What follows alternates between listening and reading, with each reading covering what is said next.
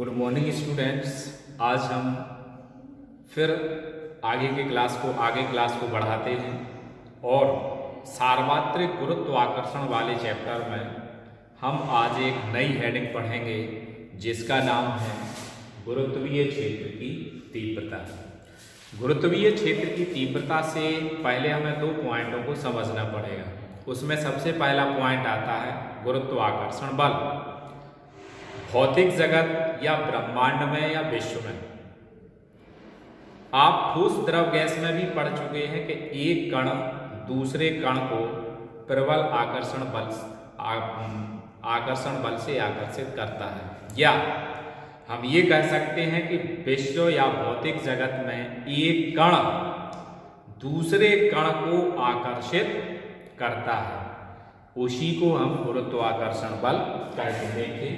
विश्व या जगत में पदार्थ का प्रत्येक कण दूसरे कण को आकर्षित करता है, जिसे गुरुत्वाकर्षण बल कहते हैं।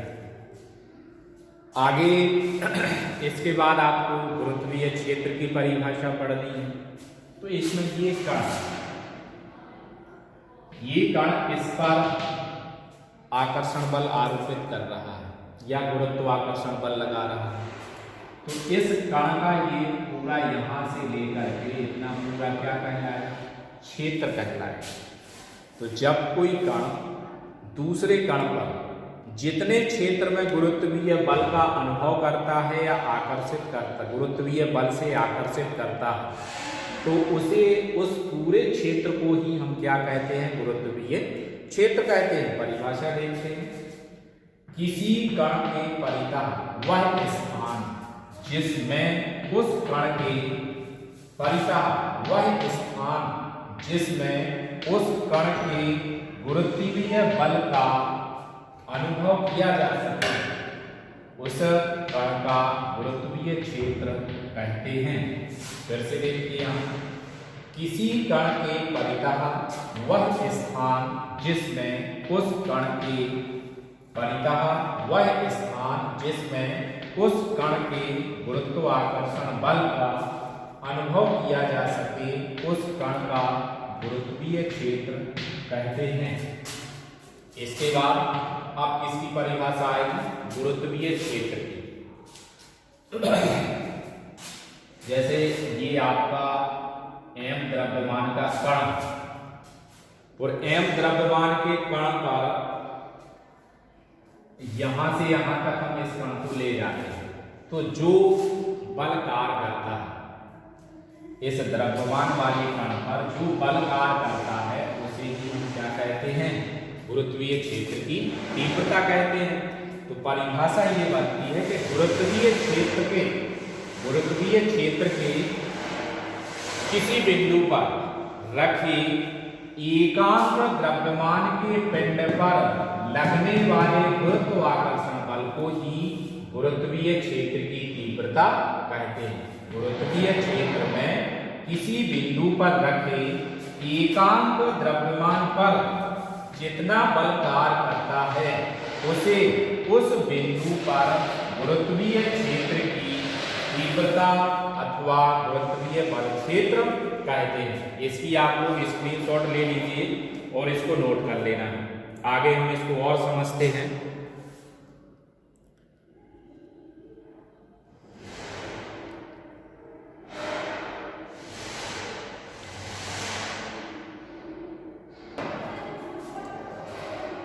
गुरुत्वीय क्षेत्र की तीव्रता को I से प्रदर्शित करते हैं। तो I बराबर क्या आ जाएगा? F/m। मात्रक क्या निकला? बल का मात्रक क्या होता है? न्यूटन। और द्रव्यमान का मात्रक क्या होता? किलोग्राम। मात्रक क्या बन गया? न्यूटन प्रति किलोग्राम। इसके बाद इसकी आपको विमा निकालनी है। बल की विमा क्या होती है? mL/2। द्रव्यमान की विमा क्या होती है? m।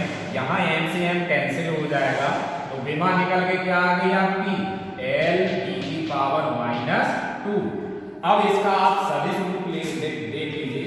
सदिश रूप मतलब गुरुत्वीय क्षेत्र की तीव्रता को सदिश रूप में किस प्रकार प्रदर्शित करते हैं, तो आई वेक्टर बराबर एफ वेक्टर अपॉन एम, अर्थात यह है एक सदिश राशि है। इसका मात्रक हो गया, विमा हो गई, सदिश राशि हो गई। अब गुरुत्वाकर्षण नियतांक है, उसमें संबंध स्थापित करना है। तो I बराबर हम एफ अपॉन एम समझ चुके हैं। अब गुरुत्वाकर्षण बल क्या होता है, F बराबर G M E M upon क्या हो जाएगा, आर ई का स्क्वायर। यहां हम क्या लिखेंगे, माना कि स्मॉल m द्रव्यमान का एक कण है जिस पर F बल आरोपित रहता है, अतः गुरुत्वीय क्षेत्र की तीव्रता I बराबर F अपॉन m। ये विमा आ गई, ये मात्र सदिश रूप हो गया। इसके बाद लिखेंगे यदि पृथ्वी का द्रव्यमान स्मॉल m तथा स्मॉल m द्रव्यमान का कण हो तथा पृथ्वी की त्रिज्या r, तब गुरुत्वाकर्षण बल F बराबर G M E M upon r। इसको आप अब यहाँ पे क्या लिखेंगे, गुरुत्वीय क्षेत्र की तीव्रता, गुरुत्वीय क्षेत्र की तीव्रता क्या आ जाएगी आपकी, I बराबर F अपॉन M।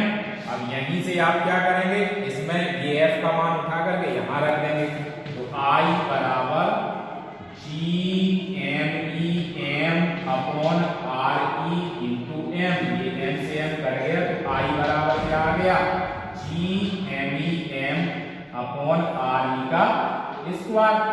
अब यदि हम पृथ्वी ना माने तो हम इसी को हम क्या लिखेंगे, तो माना कि पृथ्वी ना ली जाए तो उस स्थिति में दूसरा कण है या दूसरा ग्रह है या उपग्रह है जिसका द्रव्यमान कैपिटल M तथा उस पिंड से या कण से दूरी स्मॉल r है, तब यही क्या बन जाएगा, जी एम अपॉन आर का स्क्वायर। इस तरह आपकी ये फाइनल क्या प्राप्त हो गई, गुरुत्वीय क्षेत्र की तीव्रता हमने प्राप्त कर ली। क्या है, I बराबर G M upon R E R का स्क्वायर। तो पृथ्वी को अगर आप मान के चलते हैं तो m में ई लगा देंगे, त्रिज्या आर ई हो जाएगी। इस तरह आपकी ये तीव्रता ज्ञात हो गई है। इसके आगे और देखते हैं। इसके बाद एक नई हेडिंग और आगे बढ़ते हैं, गुरुत्व। सबसे पहले आपको ध्यान हो, हमने न्यूटन का गुरुत्वाकर्षण बल पढ़ा। न्यूटन ने उसमें बताया था कि एक वस्तु दूसरी वस्तु को आकर्षित करती है, या ब्रह्मांड में जो ग्रह और उपग्रह हैं वो एक दूसरे पर बल आरोपित करते हैं, जिसे हम गुरुत्वाकर्षण का बल कहते हैं। और जो गुरुत्वाकर्षण होता है वही आपका गुरुत्व बल कहलाता है।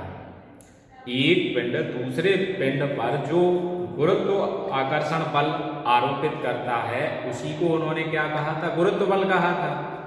अब यहां हमें गुरुत्व की परिभाषा समझनी है। यदि उन दो उपग्रहों में से एक ग्रह हो जैसे कि पृथ्वी, यदि उस दो पिंड में से या दो ग्रहों में से एक आपकी पृथ्वी आ जाएगी तो वही जो बल है वो क्या कहलाता है, गुरुत्व। जैसे गुरुत्व वह आकर्षण बल है जिससे पृथ्वी किसी वस्तु को अपने केंद्र की ओर आकर्षित करती है। इसका आप स्क्रीनशॉट ले लीजिए। गुरुत्व की डेफिनेशन होगी, पृथ्वी उसमें हो गई तो आपका गुरुत्व कहलाने लगता है। फिर आ जाता है गुरुत्व, पृथ्वी का गुरुत्वीय त्वरण। जैसे ये चौक है, इस चौक को आप छोड़ेंगे तो जैसे ही आप नीचे की ओर छोड़ते हैं तो धीरे धीरे उसके वेग में क्या हो जाने होती है, वृद्धि। वो जब वेग में परिवर्तन हो तो वहां त्वरण उत्पन्न हो जाता है। और उसी, अब ऊपर से आप वस्तु को छोड़ रहे तो नीचे क्यों आ रही, कोई बल कार्य करता, उसी को हम गुरुत्वाकर्षण बल कहते हैं। तो जब उस बल से वह वस्तु धीरे धीरे नीचे की ओर बढ़ती है तो उसके वेग में निरंतर क्या होती जाती है, वृद्धि होती है। जब वेग में वृद्धि होगी तो त्वरण उत्पन्न होता, वह त्वरण पृथ्वी के गुरुत्वीय त्वरण के कैसे हो जाता है, बराबर हो जाता है। तो उसी को हम पृथ्वी का गुरुत्वीय त्वरण कहते हैं। देखते परिभाषा, जब कोई वस्तु ऊपर से मुक्त रूप से छोड़ी जाती है तो वह पृथ्वी के गुरुत्व बल के कारण पृथ्वी की ओर गिरने लगती है तथा उसके गिरने का वेग बराबर बढ़ता रहता है। अतः उसकी गति में त्वरण उत्पन्न हो जाता है। इसी त्वरण को पृथ्वी का गुरुत्वीय त्वरण कहते हैं। दो डेफिनेशन ये हो गई है आपकी, तो इसको भी आप स्क्रीनशॉट ले लीजिए, इसको भी नोट कर लेना है आपको।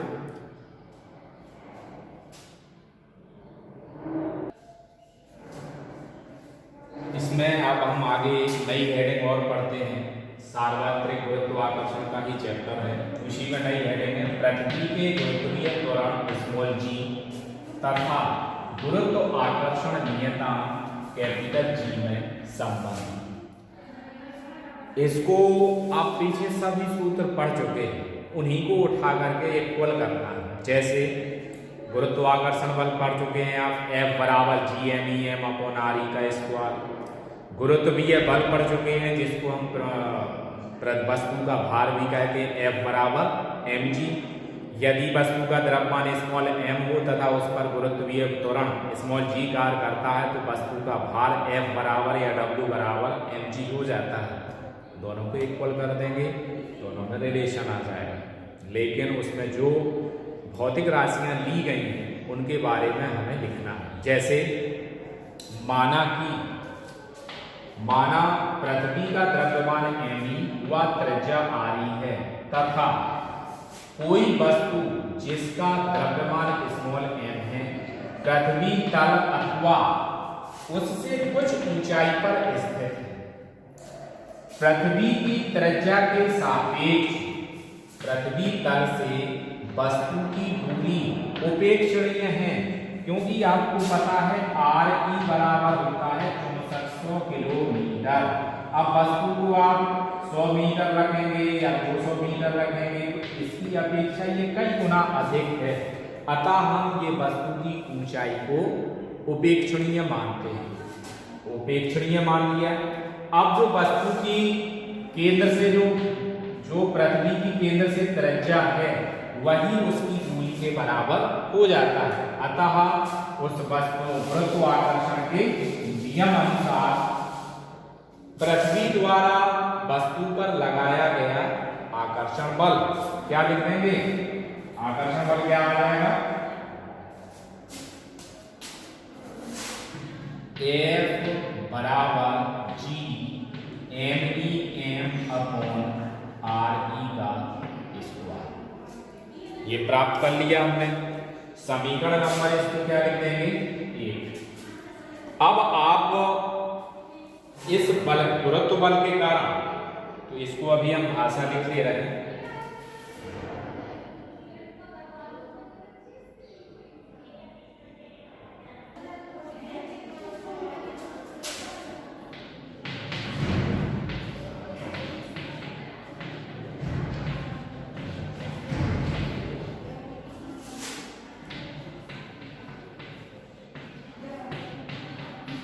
अब देखिए इसको, इस बल F के कारण ही वस्तु में पृथ्वी का गुरुत्वीय त्वरण स्मॉल g उत्पन्न होता है। अतः न्यूटन के गति विषयक नियम से F बराबर क्या हो गया? mg। अब इन दोनों समीकरणों से समीकरण 1 व 2 से क्या आ जाएगा? mg बराबर GMEM अपॉन RE का स्क्वायर। ये स्मॉल m से स्मॉल m कैंसिल हो जाएगा। स्मॉल m से स्मॉल m आपका कैंसिल हो गया है ना, तो g बराबर क्या आ जाएगा? g बराबर GMEM अपॉन RE का स्क्वायर। यही आपका गुरुत्व आकर्षण बल G और गुरुत्व आकर्षण नियतांक कैपिटल G में संबंध है। इसको हम लिख देते हैं G बराबर GMEM/RE का स्क्वायर। इस सूत्र से या इसी को आप लिख सकते हैं समीकरण नंबर 3। समीकरण नंबर 3 से स्पष्ट है कि पृथ्वी का गुरुत्वीय त्वरण वस्तु के द्रव्यमान m पर निर्भर नहीं करता है, क्योंकि वह वस्तु मुक्त रूप से ऊपर से गिराई जाती है। यदि दो वस्तुएं ऊपर से गिराई जाती हैं तो उनके त्वरण समान होते हैं और वह पृथ्वी पर एक समान रूप से नीचे की ओर गिरेंगे। जैसे आप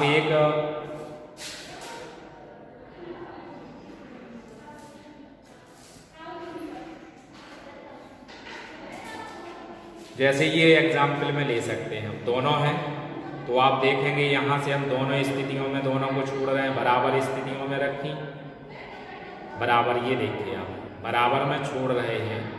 तो यहाँ आपको ध्यान रखना है कि ये दोनों एक साथ नीचे पहुँचेंगे। देखिए हम इसको कॉपी उठाते हैं, मुक्त रूप से छोड़ेंगे, दोनों एक साथ नीचे पहुँची। तो इससे स्पष्ट ये हो जाता है कि यदि दो वस्तुओं को स्वतंत्र रूप से ऊपर से छोड़ा जाता है तो वह समान त्वरण से समान स्थिति में एक साथ पृथ्वी पर पहुंचती है। आज के लिए इतना ही। थैंक यू, धन्यवाद। और प्रयास ये कीजिए कि वीडियो को लाइक, शेयर और सब्सक्राइब जरूर करें। Thank you. इसका आप लोग स्क्रीनशॉट लेकर के नोट कर लेना।